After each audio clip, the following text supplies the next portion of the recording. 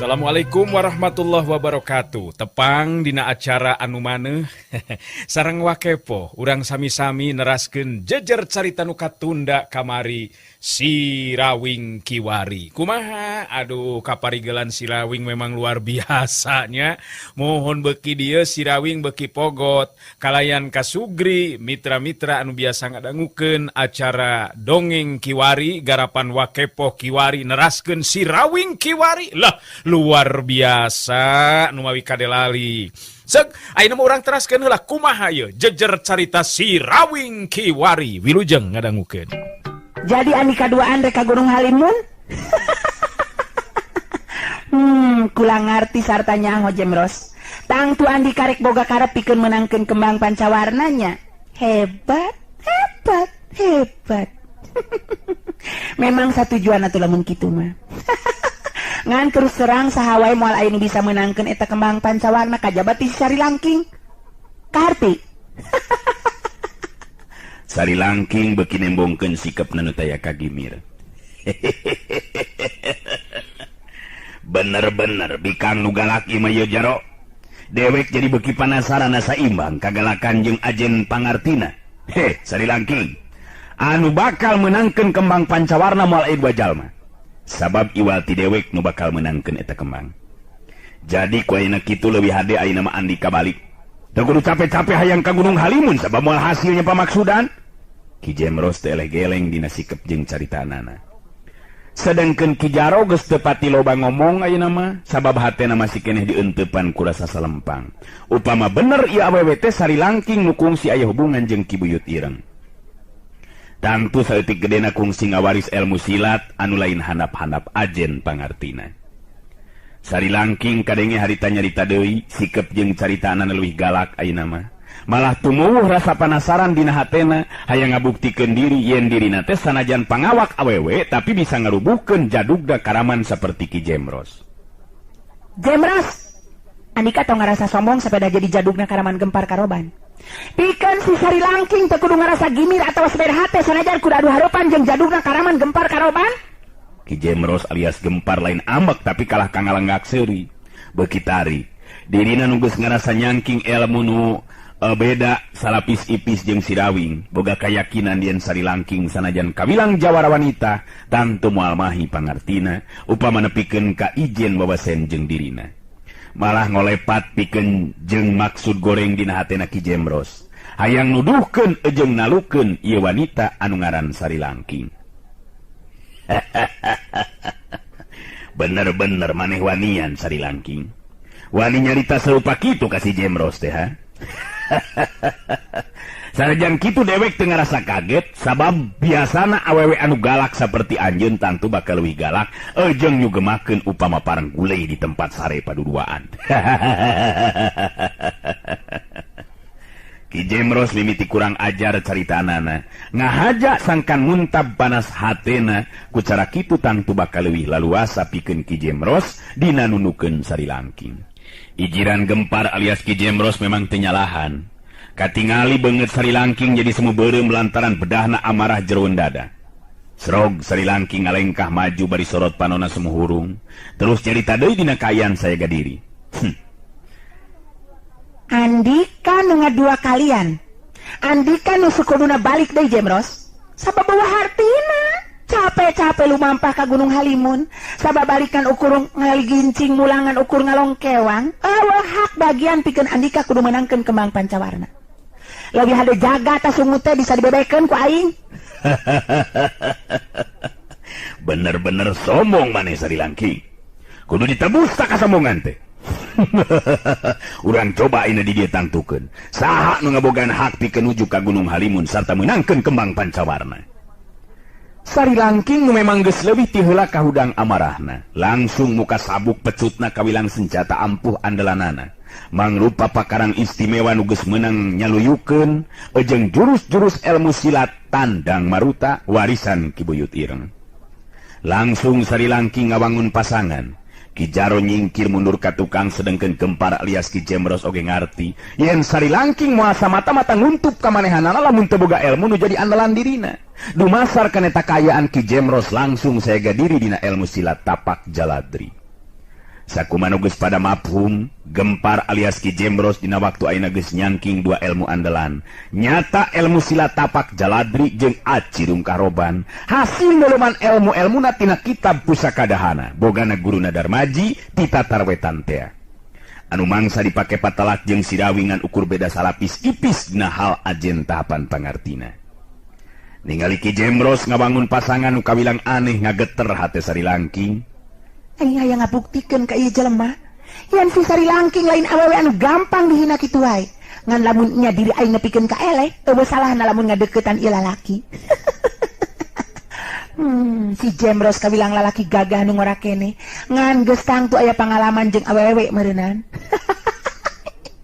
Pugu Sari Langking oge lain awewe anu lempeng lampahna. Teu matak aneh lamun jalan pikiranana sok museur kana hal-hal anu kawilang moal jadi bahan implengan pikeun awewe nu bersih lampahna.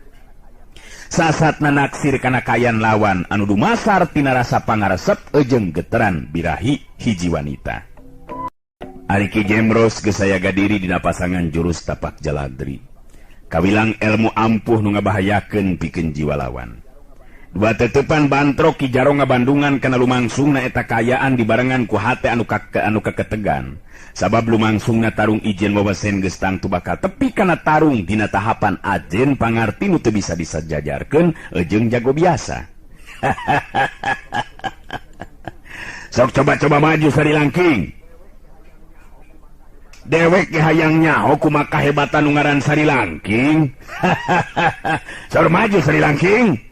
Sari Langking anu memang geus sayaga ti tadi keneh dina jurus ampuh ulin tandang maruta. Geus temikeun di waktu langsung harita luncatnya corelat maju narajang sabuk pecut tina leungeun katuna ngahiup bangbaraan ngarah kana sirah terus notog kahanap ngarah kana dada lawan. Tapi Gempar alias Ki Jembros memang geus nganyahwankeun kan ayana panarjang lawan nu ngabahayakeun. Barang jeung ngagilirna awak kagigir nyingkahan panarjang lawan Ki Jembros metakeun leungeun anu ngandung keterkakuatan ilmu tapak jaladri. Plak plak plak plak. Curah puh. Dari deug. Sari Langking mundur ka tukang, sababaraha lengkah dibarengan ku hate anu ngaranyung kaget sabab sapuk pejutna tetela bisa ditakis ku leungeun Ki Jembros. Serog harita Sari Langking ngawangun di pasangan di barung ku hatena beuki panasaran. Nangan ukur sakitu geuningan kakuatan Andika teh. Anjeun Sari Langking. Coba gerak keterukeun terus ilmu sarta kakuatan Andika dina awak tu ayeuna. Teu sabaraha geuning kadigjayan Andika Sari Langking.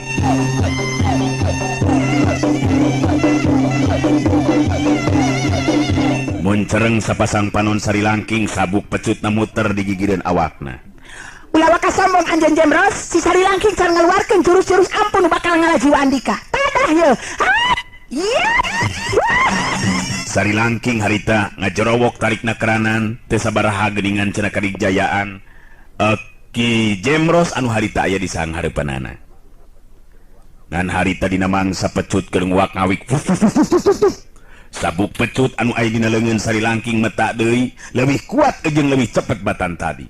Ki Jembros sadar kana kayaneun Sari Langking ayeuna ngaronjatkeun daya panarajangna, tapi ilmu tapak jaladri memang ngandung keterkakuatan tenaga lapisan anu leuwih kuat batan kakuatan Sari Langking. Teu matak aneh upami pikeun ka sakitu kalina mangsa bantrok antara sabuk pecut jeung leungeun Ki Jembros. Sari Langking ngajarijeg mundur di katukang. Plak plak plak plak plak plak plak. Cebrod tenggelan Ki Jembros kena kana lebah iga burungna Sari Langking. Wah! Sari Langking oge rada ngagero kaget jeung nyeri teu nyangka upama bakal kabeunangan ku panarajangna Ki Jembros.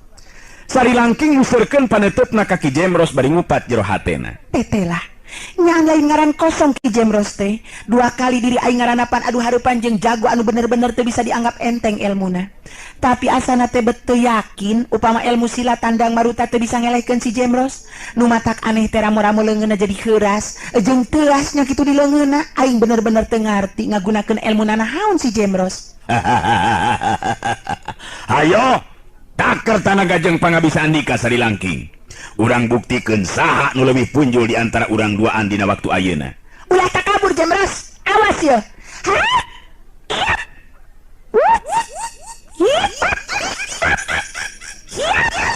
Sari Langking maju dina rajang kacepetan gerakna teu beda ti angin pantes lamun disebut ilmu silat tandang maruta. ngan oro kaya atuh Gempar alias Ki Jembros oge geus leuwih ngahangkeutkeun elmuna. Dirina hayang mere bukti ka Sari Langking yen ngaran Ki Jembros boga kamampuan leuwih punjul batan lawan.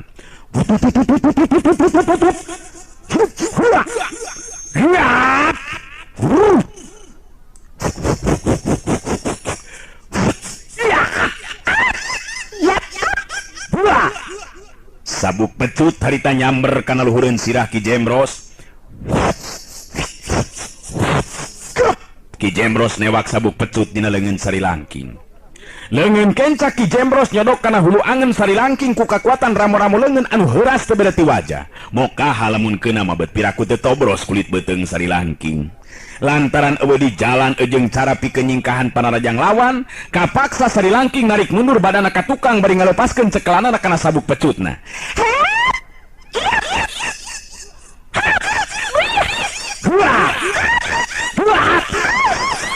Sari Langking ngagerok kaget sedengkeun Gempar alias Ki Jembros leungeun katuhun nyekelan sabuk pecutna Sari Langking. Kumaha mun geus karebut kieu ieu senjata andalan ieu Sari Langking. Ayeuna kakara sabuk pecutna sakedeung di mah celemana nu bakal beunang direbut. Rubuh dina rangkulan dewek.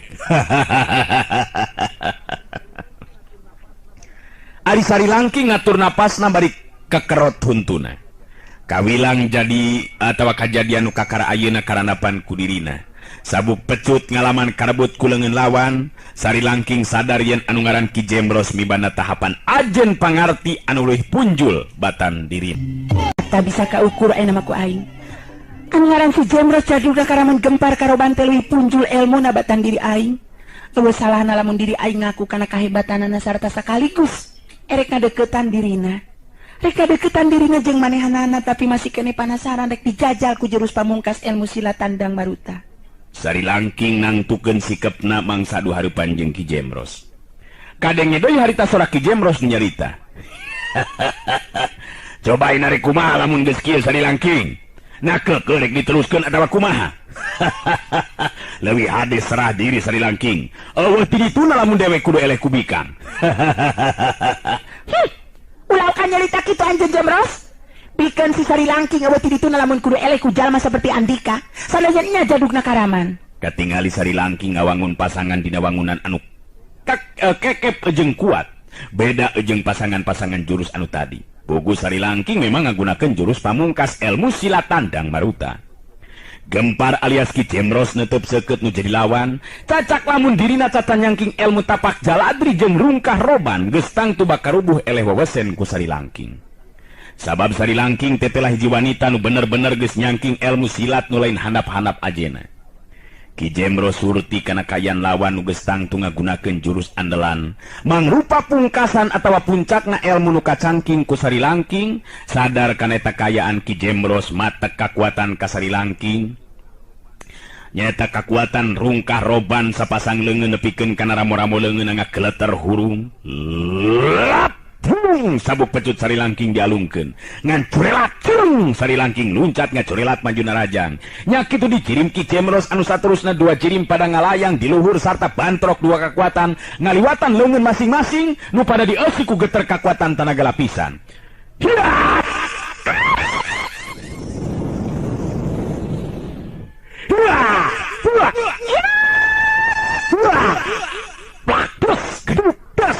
Cengkang, kebut cengkang, curalit, celegedeg teh Ki Jembros harita. Sanajan nya ngacengkang ka tukang, tapi bisa kene ngacuralitkeun awakna terus tiba kana lemah dua sukuna napa. Sedengkeun Sari Langking ngajengkang bari terus ngagedebut kana lemah. Lamun seglain Sari Langking nu jadi lawanna tang tugas ngalayang jiwana mangsa bantrok kakuatan jeung Ki Jembros anu matak kakuatanana rungkah roban teh. Konea, korejat Sari Langking hudang dimancukeun tangtunganana. Neuteub seukeut ka Ki Jembros, karasa dina sela-sela bibirna aya nu ngalei beureum semu asin, karasana mangrupa getih anu haneut keneh terus ngalembere mapai kana gadona. Kumaha masih kene penasaran Sari Langking? Masih kene kurang yakin kana kemampuan diri kula, Bisi masih kene penasaran coba urang pino deui. Sari Langking gigideg micen kalieur terus nyusuan getih tina sela-sela bibirna. Hatena nyarita sorangan. Disangka sanggeusna luntang ngalalana mah moal geni moal we moal. loba geningan jago-jago teh. Disugi disangka teh moal manggihan jago nu samodel kieu. Hanjakal aing ukur bisa ngeleuman ilmu silat tandang maruta ti Ki Buyut Ireng. Anu sok padahal ilmu Ki Buyut Ireng teh geus lain itungan lobana. Aing memangan ukur bisa diwaris ilmu tandang maruta. Sabab si Buyut Ireng kaburu indit tinggalkeun aing. Ieu lalaki nu ngaran Ki Jemros teh boga ilmu nu leuwih punjul batan diri aing. Jadi lamun kitu kaya kieu mah aing deukeut sarta pasrah diri ka manehna.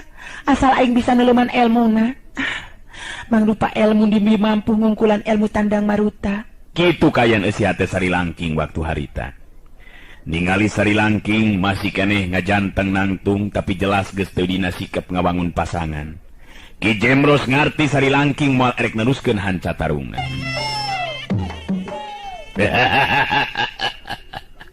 Leuwih hade urang babarengan nuju ka Gunung Halimun Nyai. Sarta leuwih hade urang babarengan ngahijikeun diri ka pihak kula. Urang satujuan sarta urang baris bisa sapamadegan. Sari Langking harita imut ngagelenyu. Leungit sikep kagarangan jeung kagalakanana. Imut nu mawa pangirut, kelet nu matak nyeredet, bilak nu matak nyeblak, maju lempang ngalanggeor lir upama macan tenangan. Lengka suku jeung rigig awak nu ngandung geter pamikat. Kuring bisa kat narima kana eta tawaran Ki Jemros. Malah eta tawaran teh kadengena bet matak nyugemakeun pikeun diri kuring. Hebat. Kuring terus terang kudu ngaku kana kapunjulan sarta kehebatan anjeun Ki Jemros. Syukur lamun kitu. Hartina salah paham di antara urang geus teu kudu make papanjangan. Eueuh salahna lamun urang patarema dampaleungeun Nyai. Ki Jemros ngasongkeun dampaleungeun ngajak sasalaman ka Sari Langking. Ditarima ku dampaleungeun Sari Langking waktu dua dampaleungeun patarema boh ramoleungeun Ki Jemros nya kitu diramoleungeun Sari Langking milu hirup li upama tepungna dua dampaleungeun di antara dua hate anu diancikeun ku rasa suka jeung geterna birahi. Beuki ngarti pikeun gempar alias Ki Jemros. Saha sabenerna ieu Sari Langking? Gambaran awewe nu gampang bisa diteleuman lambaran kahirupanana. Ngandung harti lain awewe anu atawa nu lempeng lengkah kabilang awewe nu geus teu aneh deui dina mentangkeun geterna asmara ka lalaki-lalaki nu dipisuka ku manehanana. Bagja tinemenan Nyai. Terus serang akang Bungah jeung Bagja nu taya duana sabab bisa tepung lawung jeung Nyai Sari Langking anu geulis, jagoan sarta ngarti kana geteran hate akang dina waktu ayeuna. Sari Langking imut bari ngadilak pugubet eueuh urut-urutna sigana teh. Dina mangsa patelak tadi jeung Ki Jemros, Sari Langking kadenge nyarita deui. Tapi satacana abi ayeuna ikrar pikeun ngahijikeun diri ka Kang Jemros. Leuwih teh heula abi aya tanjakan. Aya tanjakan? Maksudnya itu aya pamenta ka akang. Aya pamenta naon Nyai? Coba gancang caritakeun ka akang. Kumaha? Abdi baris ikrar diri pikeun ngahijikeun diri sarta teu kabeuratan babarengan geusan lumampah ka Gunung Halimun. Ngan abdi kudu diaku jadi murid Kang Jemros. Hartina abdi baris diwaris ilmu anu bieu mampu ngungkulan ilmu abdi kitu teh Kang Jemros. Kumaha Kang? Tetep Sari Langking bet nangtang bangun ngandung pangrungrum. Ki Jaro anu ngabandungan eta kayaan gogodeg malah bari ngupat jero hatena. Beambo nyaan eueuh urut-urut si Sari Langking. Upami tadi geus patelak nganu jiwa bener-bener awewe anu matak ngabahayakeun ieu mah ieu. Jelas ngabahayakeun ieu awewe teh. Ki Jemros kudu waspada mangsa narima sikap awewe saperti si Sari Langking. Aing teu ngarti bet kakara ningali awewe nu sipatna kieu mah. Kadenge Ki Jemros ngalengak seuri di bae, ngaleng cangkeng Sari Langking. Bari nyarita terus ngareret ka Ki Jaro anu nangtung di tempat anu rada anggang.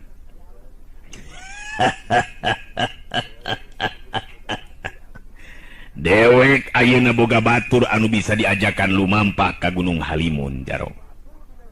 samalah kawilang batur dina sagala rupana. Sari Langking, Nyai, akang teu ngarasa kabeuratan ku tanjakan Nyai bieu. Akang narima kana eta pamenta sarta akang bakal nyumponan kana kahayang Nyai. Kalawan syarat lantaran Nyai jadi murid akang, tangtu Nyai kudu nurut jeung ulah mungpang kana parentah jeung kahayang akang. Kaharti Gempar alias Ki Jemros geus teu asa-asa deui sigana teh nangkep Sari Langking da puguh marukanan teh. Teu beda ti kabogoh we anu geus lila teu tepung sikep anu negrakeun rasa kasono. Sari Langking henteu baha deui kalah ka seuri bangun anu suka jeung bunga. Kang Jemros, abdi bakal nurut kana naon anu diperedi ku Kang Jemros. Asal memang abdi bisa ngalaksanakeunana.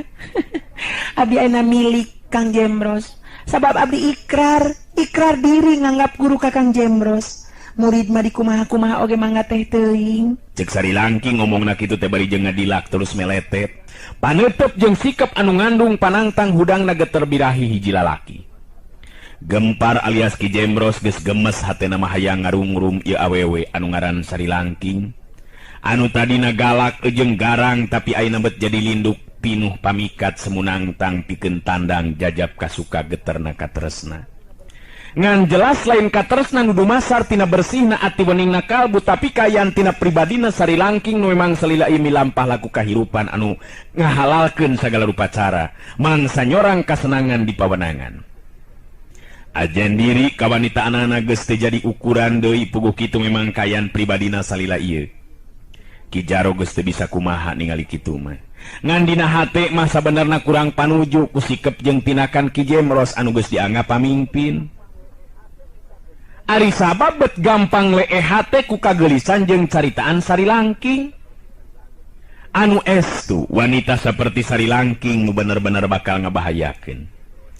Ki Jaro datang nyamperkeun ka Ki Jemros jeung Sari Langking nu ngadadak jadi layut jeung geget. Kadenge Ki Jemros nyarita bari ngareret ka Ki Jaro. Jaro, Sari Langking jadi aya di pihak urang.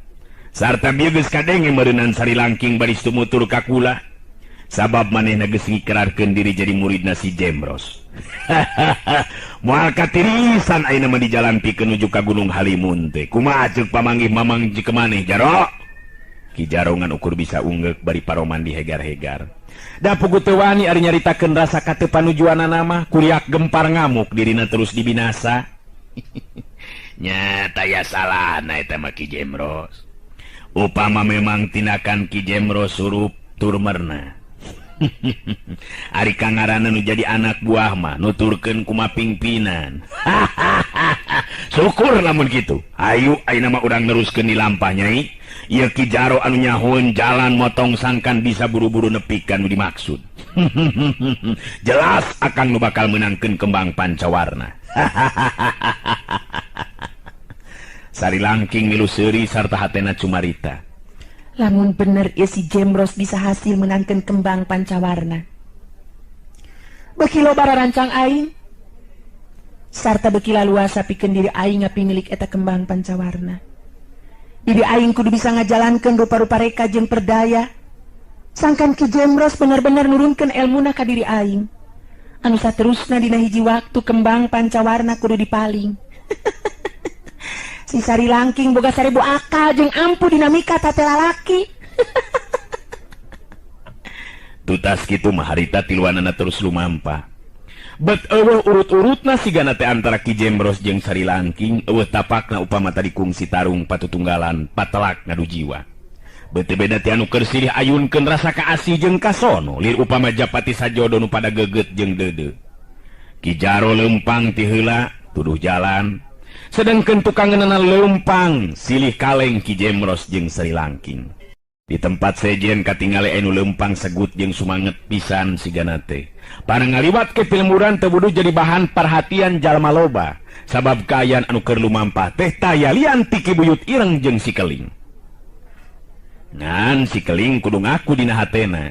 Sanajan nya Ki Buyut Ireng buuk jeung janggot sarta kumisna barodas kabeh, kawilang geus eueuh pantaranana ku ukuran alam harita, estu geus eueuh sasamana, tapi dina mangsa leumpang gancang malah sakapeung sok rajen bari jeung lumpat gancang sarta ngaluncatan jungkrang, tapi Ki Buyut Ireng bangun anu teu ngarasa capek, malah leuwihna ti eta teh tetep we Ki Buyut Ireng nu bisa tepi leuwih ti heula kalebah tempat anu geus ditangtukeun ku maranehanana duaan dina mangsa lumampah nuju ka Gunung Halimun.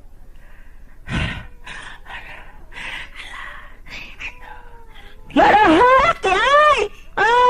Uing mah capek Mane mah kuatan teu katingali capek mane mah ningan ki. Si Keling diuk ngajemprak di hanapeun tatangkalan anu linduk ieuh daunna. Ki Buyut Ireng ngareret ka si Keling anu ngesang jeung ngahegak, terus Ki Buyut Ireng seuri bari nyarita.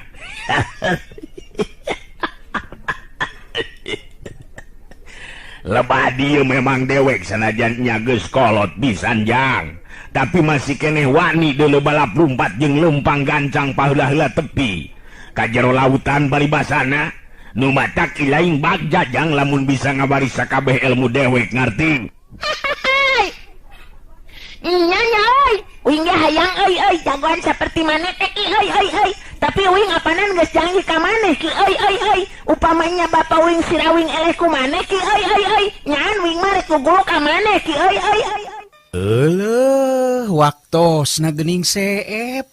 Urang cekapkeun dugi ka dewe latunya. Acara dongeng Kiwari kapihatur ku Wakepoh Kiwari neraskeun carios Si Rawing Kiwari. Hatur nuhun, permios.